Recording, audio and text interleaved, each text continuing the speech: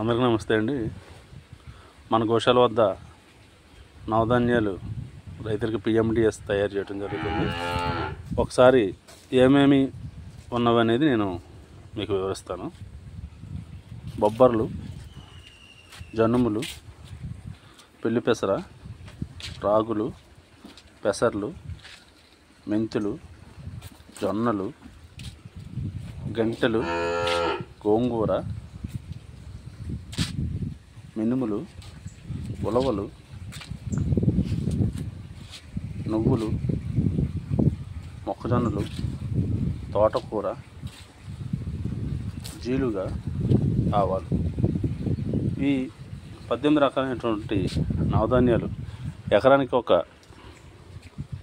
కిట్టిగాని చల్లినట్లయితే భూమికి చాలా విలువైన పోషకాలు మరియు భూమి తాపానికి గురి కాకుండా ఉంటుందండి.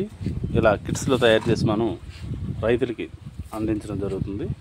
సాయి కృష్ణ గోశాల ప్రకృతి ఉత్పత్తుల శిక్షణా కేంద్రం.